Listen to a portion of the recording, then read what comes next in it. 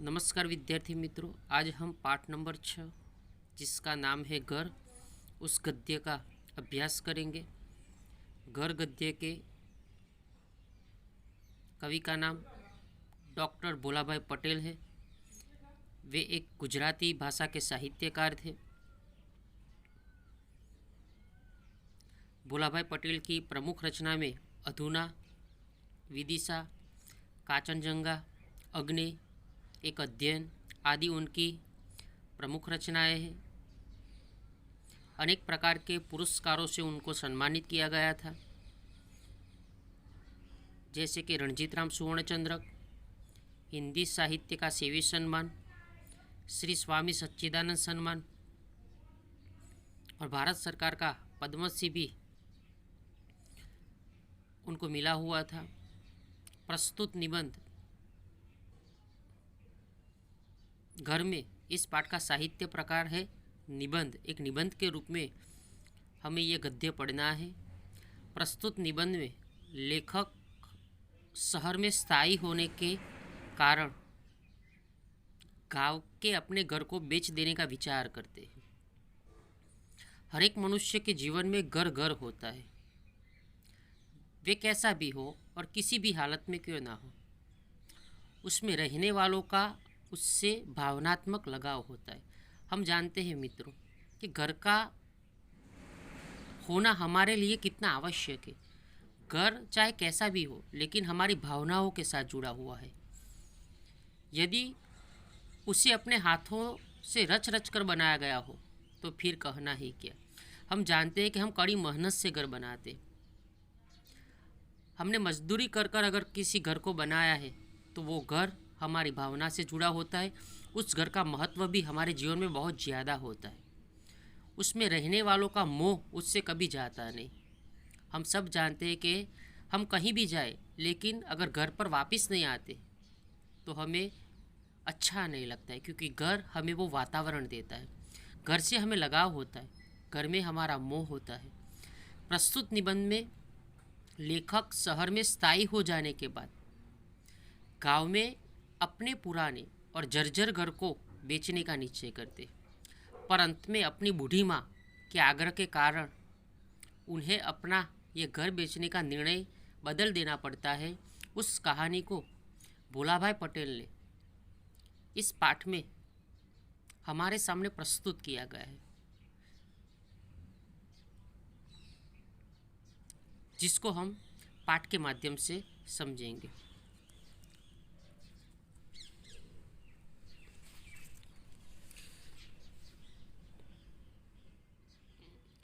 गांव से शहर में स्थायी होने के बाद लगभग बंद रहने वाले अपने छोटे से गांव के पुश्तैनी घर को बेच देने का विचार आया। पैराग्राफ में ऐसा समझाया गया है कि लेखक है वो अपने गांव से चले गए थे और शहर में जाकर वो स्थायी हो गए थे। स्थायी का समानार्थी शब्द होता है कायमी और टिकाऊ। लेखक अपना गांव छोड़कर शहर में रहने चले गए थे, कायमी रहने चले गए थे, इसलिए स्थायी का समानार्थी शब्द होता है कायमी और टिकाऊ। अपना एक छोटा सा गांव था, उस गांव में अपना एक पुश्तैनी मकान था। पुश्तैनी यानी कि पीढ़ियों से चला आया हुआ। क्या मतलब होता है? शब्द समूह में पूछा जाता है पुश्तैनी। आपको पूछा जाएगा कि पीढ़ियों से चला आया हुआ, ऐसा प्रश्न पूछे तो आपको आंसर में क्या लिखना है? पुश्तैनी। उनका वो मकान था।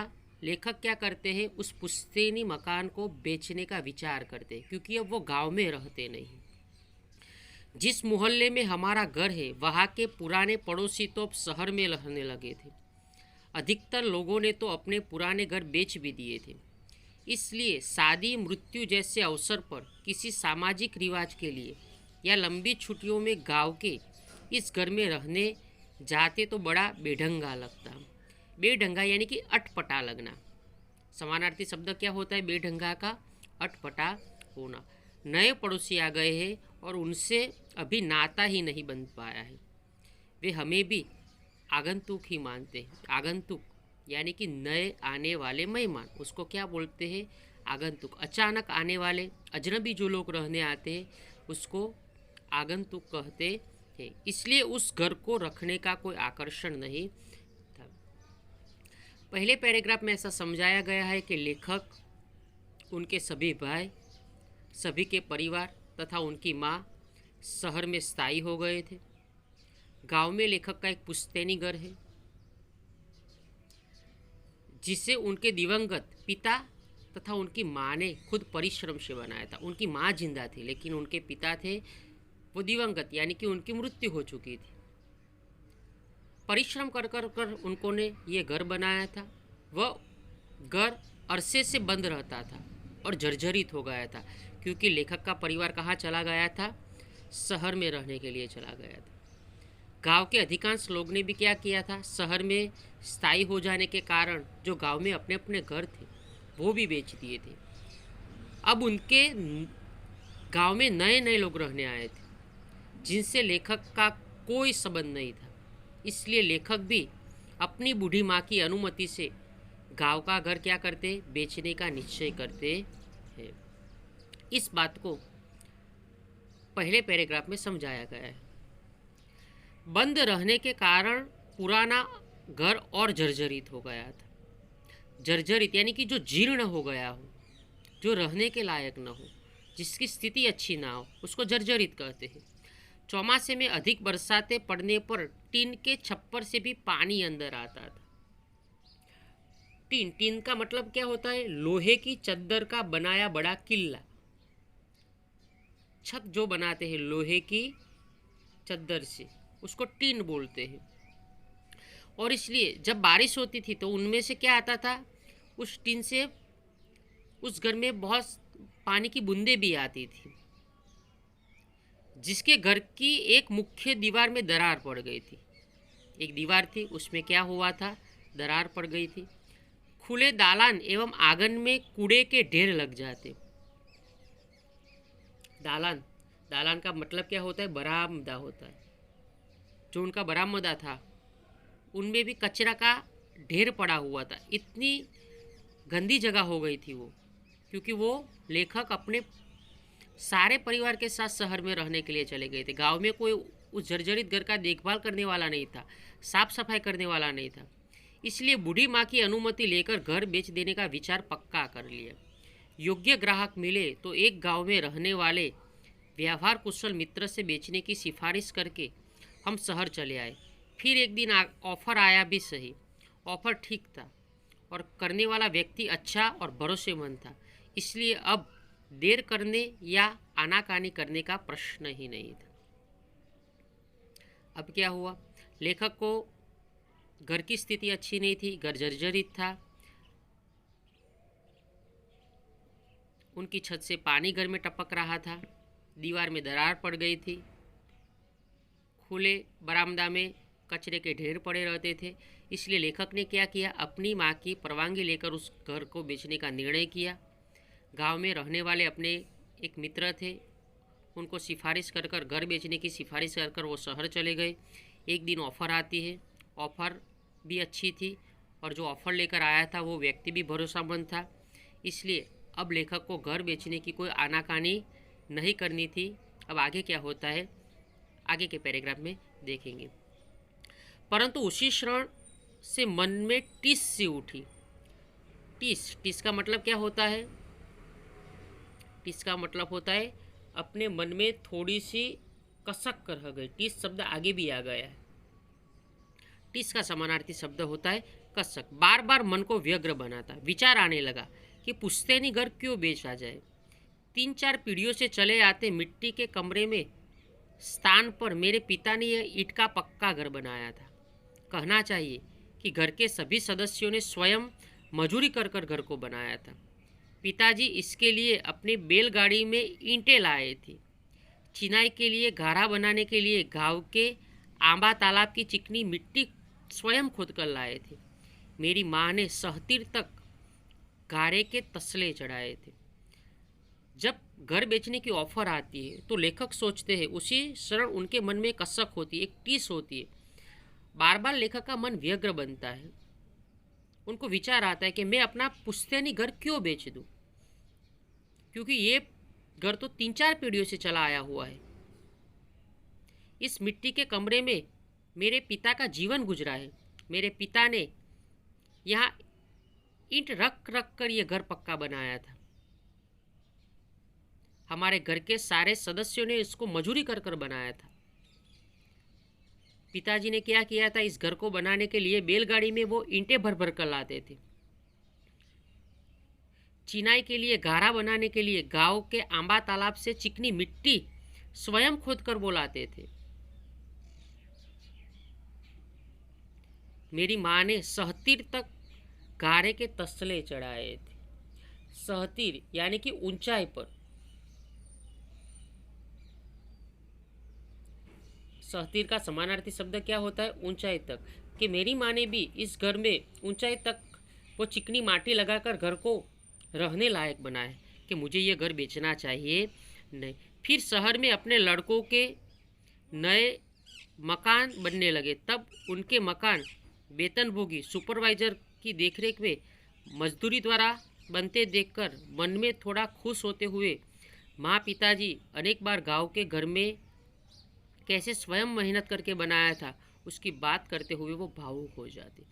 एक तरफ घर बेचने का विचार होता है, दूसरी तरफ उनके माता पिता ने जो परिश्रम कर कर घर बनाया था। जो मजदूर शहर में घर बनाते थे उसका परिश्रम देखकर उनके माता पिता को कितना परिश्रम पड़ा होगा, वो देखकर लेखक क्या हो जाते हैं, भावुक हो जाते। इसी घर में ही हम सभी भाई बांधवों का जन्म हुआ था। उतना ही नहीं, इसी कमरे में हमारे दाम्पत्य जीवन का आरंभ हुआ और उसी कमरे में हमारी संतानों का जन्म भी हुआ। जीवन में जो अनेक अच्छे प्रसंग, बुरे प्रसंग आए, यही घर उनका साक्षी। लेखक सोचते कि मुझे ये घर नहीं बेचना चाहिए, क्योंकि यही ये घर है जिसमें हमारा जन्म हुआ था, हमारे भाइयों का जन्म हुआ था। इसी घर में मेरे दाम्पत्य जीवन की, शादी की शुरुआत हुई थी। इसी घर के कमरे में संतानों का जन्म हुआ था।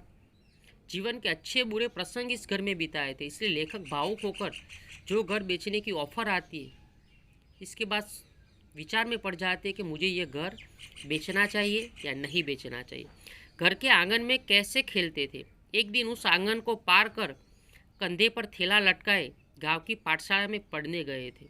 लेखक सोचते हैं कि यही गांव है, यही घर है जिस घर से मैं थैला लेकर पढ़ने के लिए शाला में जाता था। एक दिन उसी आंगन को पार कर वह दूर परगांव पढ़ने गए और एक दिन यही घर से वो दूर दूर परगांव तक पढ़ने के लिए गए थे। एक दिन उसी आंगन को पार कर शहर में जाकर बसे। इसी घर के आंगन में हमारी बहनों और भाइयों के विवाह मंडप बनते थे। यही बिरादी वालों के साथ झगड़े और स्नेह मिलन भी हुए थे।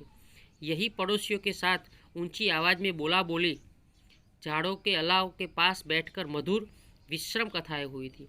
इसी आंगन में हमारे परिवार के कुछ सदस्य जैसे कि भैंस, पड़िया, बैल, बछड़े बांधे जाते थे। कवि क्या सोचते हैं कि यही घर का आंगन है, जिस आंगन में हम खेलते थे, जिस आंगन से हम पढ़ाई करने के लिए दूसरे गांव जाते थे, फिर हम बड़े होकर परगांव जाते थे। यही वो आंगन है जिसको हम पार कर कर शहर में बसे थे। यही वो आंगन है जिसके आंगन में हमारे बहन की, हमारे भाइयों की शादी हुई थी। यही बिरादरी वालों जो लोग थे हमारे साथ रहते थे, उनके साथ हमारे मधुर संबंध थे। किसी के साथ मीठा झगड़ा भी हुआ था, किसी के साथ ऊंची आवाज़ में बोला बोली भी हुई थी। यही ये घर है जिसमें हमने मधुर कथाएं सुनी है। यही आंगन है, यही हमारा परिवार रहता था। हमारे साथ भैंस, पड़िया, पड़िया यानी कि भैंस का बच्चा होता है, बैल, बछड़े सब बांधे जाते थे। यही आंगन में हम सब रहते थे। ये सारी चीज़ें लेखक को क्या करती है, याद आती है।